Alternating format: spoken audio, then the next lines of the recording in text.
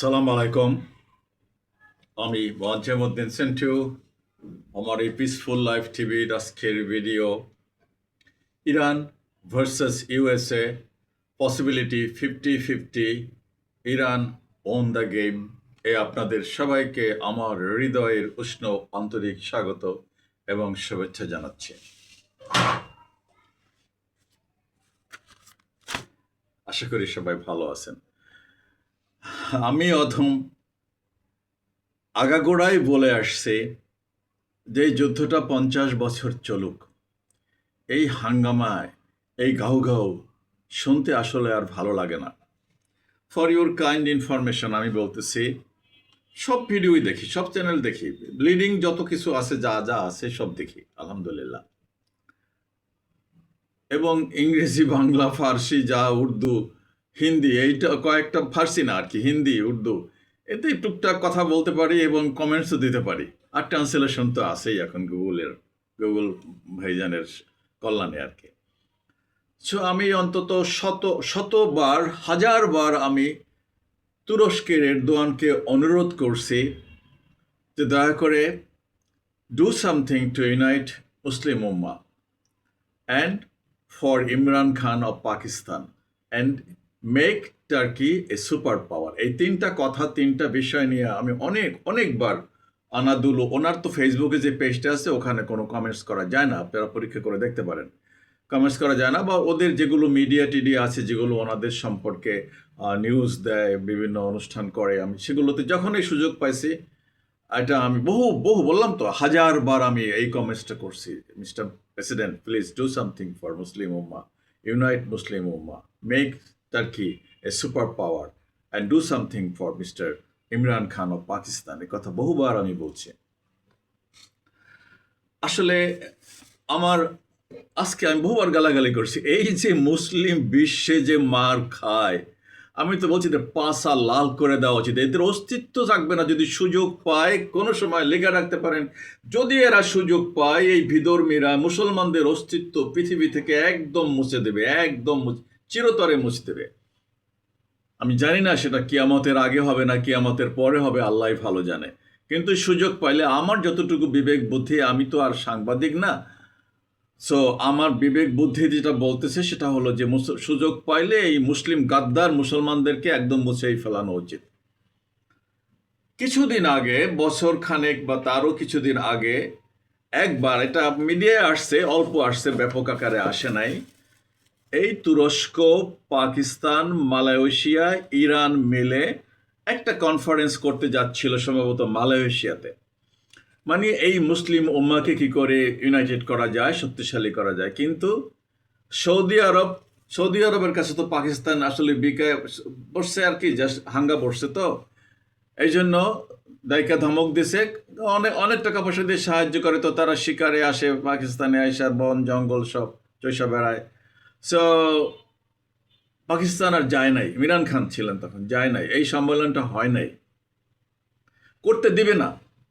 Saudi আরব নিজে কিছু করবে না এবং কিছু করতেও দিবে না। কিন্তু এখন যেই পরিস্থিতিতে দাঁড়াইছে, এই হুতি মতিরা যারা আছে, ওদের রিফাইনারি এইটাই তো ফুটানি, এই রিফাইনারি তেল দিয়েই তো ফুটানি, গরম সবারই। ইরানের যে প্রাকৃতিক সম্পদ আছে, সৌদি আরবের কি তা আছে? আপনাদের সাধারণ জ্ঞান কি বলে? দেখবেন খাইটা। সো এখন যদি এই যুদ্ধটা যদি আঞ্চলিক যুদ্ধ লাগায়, ইরান তো সদাসুজি বলে দিচ্ছে যে আমরা একটারও আস্ত রাখবো না, এবং রাখার তো কথাও না। আমি এর আগে একটা ছোট্ট শর্ট ভিডিও দিছি যে কোনো মুসলিম, কোনো বিধর্মী রাষ্ট্র কি মুসলমানদের ডাকে, ভাই আসেন, আমরা একটা সমস্যায় আছি, আমাদের এই সমাধানটা করে দেন, এই ঝগড়া ফাসাদ আছে এটা মিটাই দেন, আমাদের এই সম্পদটা তুলে দেন, আমাদের এই তেল, এই সোনার খনি, এই অমুকের খনি, তমুকখানি একটু উঠে দেন, আসে সেই হ্যাডম, ডাকে কেউ দাম দেয়? আছে জাতিসংঘের নিরাপত্তা পরিষদে মুসলমানদের একটা নেতা, কোনো ভয়েস, কোনো বক্তৃতা, কোনো বক্তব্য, আঙ্গুল তোলে কথা বলার মতো কোনো মুসলিম নেতা আছে? আছে কারো হ্যাডম? ওরাই তো পাঁচজনে যা বলে তাই, যদি বলে কাপড় খোল, কাপড় খুলবি, যদি বল কাপড় পরবি তো কাপড় পরবি, যদি বলে বস তাহলে বসবি, না এলে উঠবি। বাস্তবতা তো এটাই তো। কিন্তু ইরান তো সেই পথে হাঁটে নাই। একটাই মাত্র দেশ, আর এটাকে বলা হয় শিয়া। আরে বেটা, শিয়া সুন্নি তো বড় কথা নয়, বড় কথাটা তা হলো একটা রাষ্ট্র এবং ওরা তো কোনো অন্যায় করে নাই, আর ওখানে তো বহু সুন্নি মুসলমানও আছে। আর এটা তো মিডল ইস্টে একটা রাষ্ট্র, এমন তো না যেটা আফ্রিকায় একটা রাষ্ট্র। তোদের তো নাকার, তোরা যদি পারতি ইরানের মতন সক্ষমতা, তাহলে তো সেভাবে হতি। তোরাই তো ঘাঁটিগুলো আইনা আইনা বসাইছ, প্রত্যেকটা রাষ্ট্রেরই তো ঘাঁটি আছে। আর তোদের ইনভেস্টমেন্ট সব আমেরিকায়। দুঃখজনক। যাই হোক, সো আমি বলছি এই সম্ভাবনা, এই যে পাকিস্তান একটা উদ্যোগ নিছে, পাকিস্তান নিজে তো একটা ঝামেলার মধ্যে আছে, উটকো রাষ্ট্র একটা। প্রথমত ইমরান খানের মতন একজন বিশ্ব নেতা, আমি বলবো বিশ্বমানের নেতা, বিশ্ব ক্রিকেট সেই নিয়ে আসছে শিরোপা। তার পার্সোনালিটি বিশ্ব নেতা হওয়ার যোগ্যতা সে রাখে, লেখাপড়ায়, বডি ফিটনেসে, সমস্ত কিছুতে, বুদ্ধি জ্ঞানে। এরপরে রাখছে জেলে। আফগানিস্তানে একটা ঝগড়া, এই আফগানিস্তানকে তারা সাহায্য করছে, এই আফগানিস্তানের সাথে ঝগড়া, এখন আফগানিস্তান আবার ইন্ডিয়ার মিরা পাকিস্তানের টাইট দেওয়ার জন্য চেষ্টা করতেছে। এই তো মুসলমান চরিত্র। অথচ পাকিস্তান আফগানিস্তান, আমি জানি না আফগান মোল্লাগুলোর ভিতরে বা কি আছে, আর পাকিস্তানে যা আছে তো কিছু তো বুঝে। উচিত কি ছিল এটাকে ইন্ডিয়াকে আবার সেখানে ইনভলভ করানো? তো বাস্তবতা, দিনে দিল্লিতে এসে মিটিং টিটিং করে গেছে, হুমকিও দামকিও দিচ্ছে, গন্ডগোল তো মারামারি তো লেগেই আছে। তো এই তো মুসলমানদের বৈশিষ্ট্য, এটা কি কাম্য? এই সব কি গ্রহণযোগ্য? তো এই যে আবার নিজেদের চলে না, অর্থনীতি একেবারে চাকা পঙ্গু, অর্থনৈতিক আভ্যন্তরীণ গন্ডগোল, বাহিরের গন্ডগোল। সো তারা আবার একটা উদ্যোগ নিচ্ছে। আমি শান্তি উদ্যোগের প্রশংসা করি, নিঃসন্দেহে এটা একটা প্রশংসনীয় কাজ, কিন্তু তাদের নিজেদের দেশে কি শান্তি আছে? আর তারা কি সেই পজিশনে, তাদের কথা আমেরিকা শুনবে? পারলে তো ওটারও ধসাই দেবে। বলছি তো প্রত্যেকটা দেশ, এই যে এরদোয়ানের কথা বলি, পারলে তো এরদোয়ানকে খাইয়ে ফেলে তো 16 সালে, এখনো খাবার খালি চান্স খুঁজতেছে কখন ঘাড়ে হাত দেবে, ঘাড় মটকাবে। বলছি তো এই যে নূতন প্রজন্ম যারা 10 জনও যদি আমার এই ভিডিও দেখেন, আমি তো বলছি এগুলো যদি কোনোদিনও সুযোগ পায়, সমস্ত মুসলমান, ইসরায়েলের কাছে তো সবগুলো জিম্মি, সবগুলো তো হিজরা, সবগুলো তো নপুংসক। না হলে কি করে? তো 57টা দেশ তো একদিনেই বলতে পারে যে স্টপ, আজ থেকে কোনো যুদ্ধ হবে না, কোনো মুসলিম রাষ্ট্রের উপরে কোনো কামান দাগানো চলবে না, আমরা বরদাস্ত করব না। এখন সৌদি আরব গুতা খাইয়া পাকিস্তানকে সম্ভবত বলছে আর কি যে তুমি ভাই একটু চেষ্টা করো, আমার কথা তো শুনবে না কেউ। তুমি, ওরা তো পত্রপত্রিকায় তো এটাই আসছে, মিডিয়ায় তো এটাই আসছে, ওরা তাড়াতাড়ি বলছে ইরানকে শেষ করে দাও, ইরানকে শেষ করে দাও, তাড়াতাড়ি আক্রমণ করো। সত্য মিথ্যা আমি জানি না, I have not seen in my own eyes, but মিডিয়ায় দেখছি। এই যদি হয় মুসলিম চরিত্র, আরে বাবা আমি বারবার বলছি, ইরানকে তুই মুছে ফেলতে পারবে? কেউ মুছে ফেলতে পারবে? পৃথিবীর কোনো রাষ্ট্র আছে মুছে ফেলতে পারবে? অবলিটারেট করে দেবে, ইরান সিভিলাইজেশনকে ধুলায় মিশাই দেবে। কই গেছে হম্বি তম্বি, ঘেউ ঘেউ কোথায় গেছে? একটা অসৎ চরিত্রের লোক বায়োড়ম্বর ছাড়া আর কি করতে পারে? ইরানে তো বলছে যে তারা, মহিলারা পর্যন্ত বলছে যে আমরা মৃত্যুর জন্য রেডি আছি। শিশু বাচ্চা তাদের সমস্ত কিছু রাষ্ট্রীয় তহবিলে দান করতেছে এই যুদ্ধের খরচ বিয়ার করার জন্য। ছোট বাচ্চা, আবাল, বৃদ্ধ, বনিতা, রাস্তায় তারা মিছিল করে, বোমা আপা ফেলায়, আর রাস্তায় তারা উৎসব করে, আর ওরা বাংকারে দৌড়ায়। এই তো তফাৎ। আর এই মুসলিম রাষ্ট্রগুলো, সবগুলা রাষ্ট্র, আমি বলবো সবগুলা এ টু জেড, এই ইরান বাদে, এখন তো ইরানেই হিরো মুসলমানদের ভিতরে। পাকিস্তানের পরমাণু বোমা আছে, কিন্তু পরমাণু বোমা দিয়ে কি করবে? হ্যাঁ, ডিটারেন্স একটা আছে, নাহলে তো ভারত খাই ফেলাইতো। আমি এটার জন্য সাধুবাদ জানাই। আর বলছি তো এখন পরমাণু বোমা, এই ইরানকে কি আর কোনোদিন ঠেকায় রাখতে পারবে? ইরানের জন্য এই যুদ্ধ সাপে বর। কি বলছি? এই যুদ্ধ সাপে বর, কথাটা খুব ভালো করে কান দিয়ে শুনেন। এই যুদ্ধ ইরানের জন্য সাপে বর। ওরা এই হরমুজ প্রণালীতে ডলারে, ক্যাশ ডলারে অথবা চাইনিজ ইয়ানে আদায় করবে, টোল আদায় করবে। দ্বিতীয়ত, তারা আর কখনো এই পরমাণু শক্তিতে পিছু হটবে না, বরং কিছুদিনের ভিতরেই তারা পরমাণু বোমা অর্জন করবে, পরমাণু সক্ষমতা অর্জন করবে নিঃসন্দেহে। আমি থাকি বা না থাকি, টুডে অর টুমরো। কারণ তারা বুঝতেছে এছাড়া তাদের আর গতি নাই। আর বুদ্ধিমানের কাজ করছে, এরা প্লেন বানানোর দরকার নাই, আমরা এই বানাই, আইসিবিএম বানাই, ইন্টারকন্টিনেন্টাল ব্যালিস্টিক মিসাইল বানাই, একেবারে নারীর ভিতরে ঢুকাই দেবো পিন পয়েন্ট। ফাইটার জেট চালাইতে তো পাইলট লাগবে, তেল লাগবে, এগুলো তো লাগবে না কিছু, সব এক জায়গায় দিয়ে কম্প্যাক্ট। বুদ্ধিমানের কাজ, মাথা আছে, বুদ্ধিমানের বুদ্ধি মাথায় থাকে, ঘাড়ে থাকে না, ওগুলো মিলিটারিদের থাকে, বন্দুক, ঘাড়ে একটা বন্দুক থাকে, ওইটাই বুদ্ধি, যখন তখন ওইটারে ফুটায়। আর বুদ্ধিমানেরা বুদ্ধি খাটায়। ইরান তো বুদ্ধি খাটাইছে নাকি না? কি মনে হয় আপনাদের এই পিস টক হবে? ইরান তো অলরেডি জিতে গেছে। আমি বলছি যুদ্ধটা 50 বছর চলুক, 50 ইয়ার্স, আর না হয় 50 মান্থস। এখন চলতেছে 6 সপ্তাহ, 36 দিন, 5-6 সপ্তাহ, যাই হোক 36 দিন। সো এই যে টিকে আছে ওরা, এবং ওদের সাথে যে নেগোসিয়েশনে বসছে, এটাই তো ওদের জন্য বিরাট বিজয় নাকি না? বিজয় না? দুইটা পরাশক্তি, বলতে গেলে বিশ্ব পরাশক্তির বিরুদ্ধে এরা যুদ্ধ করছে, টিকে আছে, সসম্মানে টিকে আছে। এখন ওরা বলছে কি, US Iran peace talks, no breakthrough, কোনো সুরাহা হয় নাই, অচল অবস্থা। ইরান মধ্যে শেয়ার করবে না। ইরানের 10 দফা মেনে ট্রাম্প এখন নেগোসিয়েশন করতে চাচ্ছে। ওদের 15 দফার কোনো কথা নাই, ইরানের 10 দফাটাই এখন আলোচ্য বিষয়। US Iran peace talks kick off শুরু হয়েছে আর কি, কিন্তু ওয়ার্ল্ড চেঞ্জড ফর এভার। হ্যাঁ, একদম কারেক্ট। ওই যে বিশ্ব বদলে গেছে, বদলানো উচিত ইউএন সিস্টেমটা। এটা একটা আমেরিকার ভিতরে হেড অফিসটা ওরাই বেশি টাকা দেয়, আর ওদের কথাই শুনে ওদের এজেন্ডাই বাস্তবায়িত করে। আমি তো জাতিসংঘের মহাসচিবের সাথে বৈশাখ চা খাইছি, আমাদের অফিসে আছে, ওইটা ছিল পিরেজ ডেক, ওই আর মনে হয় সোনার গায়ে আর কি। যাই হোক, আমাদের ইউনিসেফের ইয়েতে আসছিল আর কি, উৎসবে আসছিল। সো এটা তো একটা, আমি ইউএনএ চাকরি করছি, ইউনিসেফ ভালো কাজ করে বাচ্চাদের জন্য নিঃসন্দেহে, ইউএনডিপিও খারাপ কাজ করে না, কিন্তু এখানে তো সবই সিআইএর আমেরিকার লোকজন, যত বড় বড় পোস্ট আছে সব আমেরিকান, 80-90% আমেরিকান। আর আমি বলছি সাধারণ আমেরিকানরা এই যুদ্ধবাজ নয়, তারা অনেক অনেক ভদ্র মানুষ, ভালো মানুষ। আমার বলছি তো, আমি তাদের ঋণ কখনোই শোধ করতে পারবো না। তারা এতটাই ভালো আমার জন্য করেছে, আমার সাথে সদাচরণ করেছে, আমার পরিবারের জন্য, আমার বাচ্চাদের জন্য। 3-4 জন, একা না, শুধু যে কোনো পার্টিকুলার একজন না, তা না, সবগুলোকে আমি ভালো পাইছি, খারাপ কাউকে পাই নাই। সো সবচেয়ে কষ্টটা হলো এই মুসলিম উম্মার জন্য, একটা গজবের উম্মা। আর গজবের উম্মা হবেই বা না কেন?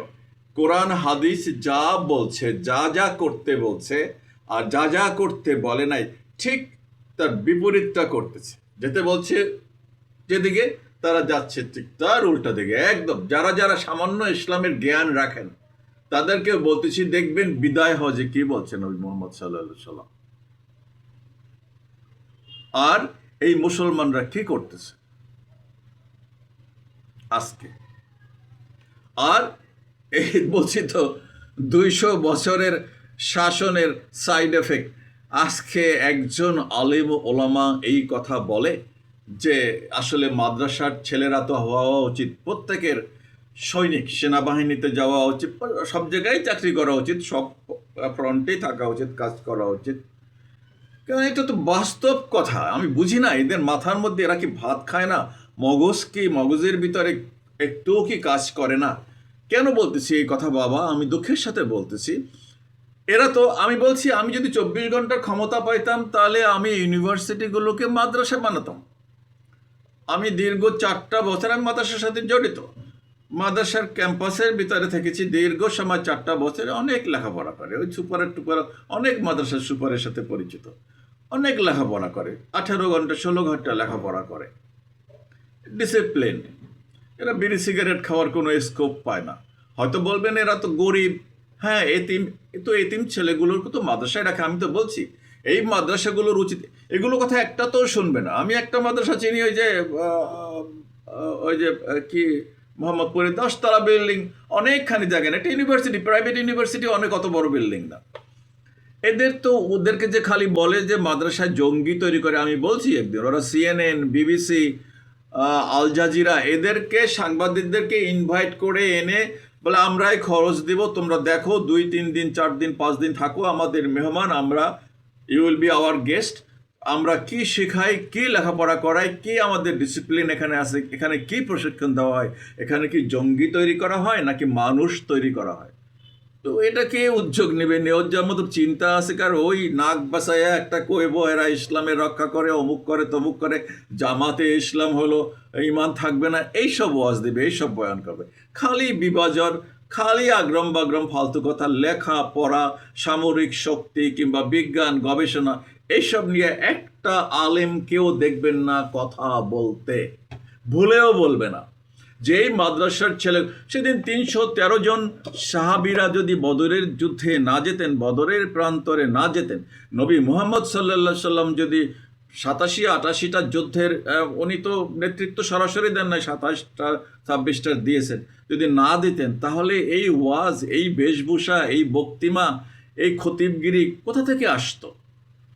কেন যে বুঝতে চেষ্টা করে না আমি এটা বুঝি না। ওই 200 বছরে আলিয়া মাদ্রাসা কলিকাতার 25 জন ছিল খ্রিস্টান, লন্ডনের প্রিন্সিপাল, তারা কি ঢুকাইছে তো এটাই যে যাও তসবি পড়ো আর জান্নাতের জন্য চিন্তা করো, খালি তদবির করো। নবী একটা বানাইছে, বন্য নবী, না হলে ওনাদের বাসায় এই চিন্তাটা আসে না কেন যে আমাদের তো নবী তো মদিনায় প্রথম রাষ্ট্র শাসন কায়েম করছে, একটা একটা আনুষ্ঠানিকভাবে একটা রাষ্ট্র কায়েম করছেন এবং একটা পৃথিবীর ইতিহাসে লিখিত শাসনতন্ত্র মদিনার সনদ। তা আজকে এরা কি ওয়াজ করে বলে? আপনারা শুনবেন যারা এই ভিডিও দেখেন, বলেও কেউ কোনোদিনও বলবে এই যে সার্বিক যে বিষয় 55টা 40টা মন্ত্রণালয়, এই মন্ত্রণালয়গুলো কারা চালায়, এই মন্ত্রণালয়গুলোতে কি কাজ হয়, তাকে এই আলেম ওলামাদের অবদান কি? আজকে যদি ওনারা রাষ্ট্র শাসন করতো তাহলে কি এই রাষ্ট্রটা এত অধপতিত হতো? আর ওনাদের যেই 5,000 টাকা 2,000 টাকা বেতন দেয়, চাকরি চলে যায়, এগুলো কি হতো? একটা মসজিদের জন্য একটা একটা একটা প্রশাসনিক রূপরেখা তৈরি করে দিতে পারতো, রাষ্ট্রীয়ভাবে বেতন দিতে পারতো, শুধু মসজিদ না, মন্দিরেও দিবে, প্যাগোডায় দিবে, সব ধর্ম গুরুদেরকেই দিবে। সমস্যা কি? রাষ্ট্রের এত টাকা চুরি করতে পারো আর এগুলো দিতে পারো। ধর্মীয় শিক্ষার তো দরকার। আজকে ধর্মীয় শিক্ষা নাই বলেই তো এই অধপতন। গানের টিচার দেবে, প্যাঁ প্যাঁ প্যাঁ প্যাঁ, গানের টিচার দেবে, ধর্মীয় শিক্ষা দেবে না। আর এই সরকারগুলো যেগুলো আসে এগুলো হচ্ছে আরো হারামি, চোর। কথা বলবে, বদদোয়া দেবে যে আল্লাহ এদের খতম করে দাও। তুমি একজন আলেম ওলামাকে, একজন ধর্মপ্রাণ মানুষকে রাষ্ট্র ক্ষমতায় বসাও, কোনো সময় দিবে না, বদদোয়া দিবে না। অথচ বদদোয়া তো আল্লাহ তাআলা তো একটা সূরায়ে নাজিল করছে, ওই ইসের, ওই যে ওইটা কি ছিল মক্কার আবু জেহেলের জন্য নাজিল হয় নাই? তো বদদোয়া দেয় না কেন? দোয়াই তো খালি সব যা আসে, চোর ডাকাত অমুক তমুক যেই আসুক তার জন্যই লম্বা লম্বা দোয়া করে। বদদোয়া তো দেয় না যে আল্লাহ এদেরকে ধ্বংস করে দাও। আর নিজেরাও তো বলে না যে আমাদের আসলে রাষ্ট্র শাসন করা উচিত। তোমরা সিলেবাসে সব কিছু ইনক্লুড করো, বাংলা, ইংরেজি, অঙ্ক, ফার্সি যা যা আছে, কেমিস্ট্রি, ফিজিক্স সব ইনক্লুড করো, কোরআনও পড়াও, কোরআন হাফেজ বানাইয়া। কোরআনের শুধু হাফেজ হলেই তো চলবে না, কোরআনে কি বলছে এটা বুঝতে হবে। তারা পড়বে, স্পেশালি তারা মুফতি মুহাদ্দিস যা হবার হবে। আর যারা আছে তারা কোরআনে হাফেজ হয়ে কোরআনের বিষয় শিক্ষা নিয়ে অন্য অন্য সব বিষয় শিখবে। তারপরে তারা সেনাবাহিনীতে যাবে, পুলিশে যাবে, তারা বিডিআরে যাবে, রাষ্ট্রের সচিব হবে, তারা মন্ত্রী হবে, মিনিস্টার হবে, প্রেসিডেন্ট হবে, রাষ্ট্র চালাবে। তাহলে কি একটা ইসলামিক রাষ্ট্রে এরকম হয়? এতটা অধপতিত হয়, এতটা দুশ্চরিত্রের হয়, এতটা লম্পট হয়, আর এত বিভাজন সৃষ্টি হয়? প্রত্যেকটা আলেম একটাকে আর একটাকে মানে না, একটাকে আর একটাকে গণে না, আর গণার মতো না, কথাও তো বলে না, কার্যকলাপও তো করে না।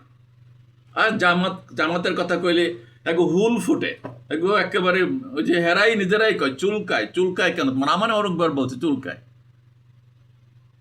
আমি তো বলছি চুলকানির বিষয় পড়ানো হয় মাদ্রাসায়, বারবার মুখ থেকে এই চুলকানি চুলকানি কথা আসে কেন? পাগলা বলম পাঠাই দেব যদি চুলকানি আসে? এখন বলে না অবশ্য।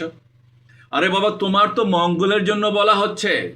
তুমি তো একজন সেনাবাহিনী সদস্য, গর্বিত সদস্য হওয়ার যোগ্যতা রাখো, তোমার ফিজিক্যাল ফিটনেস আছে, তোমার চারিত্রিক বৈশিষ্ট্য সেরকম আছে, তুমি সেই শিক্ষা নিয়েছো, কিন্তু তুমি তো সেদিকে যাও না, তোমাকে তো উদ্বুদ্ধ করে না। এটা কি তোমার জন্য ভালো? তোমাকে বুঝতে হবে। আজকে যখন সেনাবাহিনী প্যারেড করে, সেনাবাহিনীর কামনা করো, সেনাবাহিনী নামাও, অমুক করো, তমুক করো। আমি নিজেও তো সেনাবাহিনীতে যেতে চেয়েছিলাম, যাই হোক যাই নাই, সেটা ভিন্ন প্রসঙ্গ, বহুবার বলছি। তো আমি তো বলতেছি কিছু সৎ ছেলে, চরিত্রবান ছেলে, মাদ্রাসায় পড়ুয়ার ছেলে যেতে, আর চরিত্রবান ছেলে কোথায় আছে? আমি স্কুলে লেখাপড়া করেছি, স্কুলে যে খুব খারাপ না তা না, মাদ্রাসা ছেলেরা তো আরো ভালো লেখাপড়া করে, ইসলামিক বিষয়ে জ্ঞান রাখে।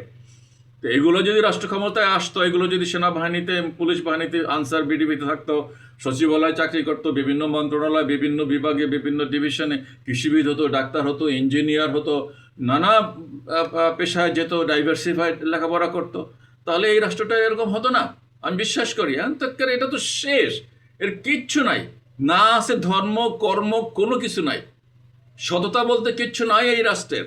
এরা আছে এখন খালি বাণিজ্য, চেতনার বাণিজ্য, সংবিধানের বাণিজ্য। আর কিছু কইলাম না, অনেক পেঁচাল পারলাম। এই ইরান ভার্সাস ইউএসএ পসিবিলিটি 50-50, মানে এই আলোচনার ফলপ্রসূ হওয়ার সম্ভাবনা 50-50। আর ইরান অলরেডি এই যুদ্ধে জিতে গেছে, ইরানকে আর দাবায় রাখা সম্ভব নয়। ইরান অচিরেই একটা পরাশক্তি হিসাবে বিশ্বে আবির্ভূত হবে। আর এই মাজা ভাঙ্গা যেগুলোর, এগুলো মাজা ভাঙ্গাই উচিত। ওদের যদি শুভবুদ্ধির উদয় না হয় যে আমরা এক থাকবো, ঐক্যবদ্ধ থাকবো, আমাদের ভিতরে আর কোনো বিভাজন নয়, শিয়া সুন্নির কোনো বিভাজন নয়, এটাকে রোধ করা যাবে না, এটাকে নিয়েই আমাদেরকে থাকতে হবে। বাট আমরা একে অপরের বন্ধু ভাই এভাবেই থাকতে চাই। আরে ওদেরকে যদি মুসলমান না বলে, মোল্লাগুলোরে বলে, তাহলে ওদের 1 লক্ষ মানুষ হজ করতে যায় কিভাবে? দাও কেন সেই পারমিশন? এটা কি বিভাজন সৃষ্টি করা কি বুদ্ধিমানের কাজ? তুমি বিভাজন সৃষ্টি করে কি পরিস্থিতিটাকে ভালো করতে পারবা? তোমার মাথার মধ্যে অতটুকু বুদ্ধি হয় নাই? তোমরা তো এমনিতেই নাজুক, পৃথিবীতে 57টা দেশ কি রমছিল, কি করতে পারো? কোনো একটা নেতা আছে, বিশ্ব নেতা আছে কথা বলার, বারবার বলতেছি আমি, আছে আঙ্গুল তুলে কথা বলার মতন, ডিকটেট করার মতন পৃথিবীকে, যে না এটা হবে না, এটা হবে। এই যে প্যালেস্টাইনে এত এত লক্ষ ছেলে মেয়ে শিশু মারা গেল, আরো মারা যাচ্ছে, সব জায়গায় মারা যায়, তাদেরকে থামাতে পারো? থামানোর মতন হ্যাডাম আছে, বুদ্ধি আছে, মেধা আছে, দক্ষতা আছে, যোগ্যতা আছে, কথা বলার মতন জায়গা আছে? কোন ফোরামে কথা বলবা? এই বাংলাদেশে বসে ওই নোয়াখালী, এই ঢাকা শহরের বিভিন্ন জায়গায়, ওখানে তালপট্টিতে গিয়ে, ওই জায়গায় গিয়ে, তমুক জায়গায় গিয়ে ওয়াজ মাহফিল করলে 50,000, 1 লক্ষ লোক, 5 লক্ষ, 10 লক্ষ, 18 লক্ষ, 20 লক্ষ লোক হয়, এক একজনের ওয়াজ করে, কি বেশভূষা, কি শান শওকত, ওরে বাপ রে বাপ, ভাষা কি, তাদের তেজ কি! কিন্তু ওইখানে তো কোনো তেজ দেখাতে পারো না। এই যে বিশ্বের অশান্তি, মুসলমান রাষ্ট্রগুলোর মধ্যে অশান্তি, ওইখানে কিছু করার আছে? কোনো একটা কথা বলার মতন কিছু আছে? খালি জান্নাত, জান্নাত, জান্নাত। নবী কি খালি জান্নাত জান্নাতের কথাই বলে গেছেন? উনি কি রাষ্ট্র চালান নাই? ওখানে বিচার ছিল না, ওখানে আইন ছিল না, ওখানে অর্থনীতি ছিল না? আল্লাহ হাফিজ, সালাম আলাইকুম।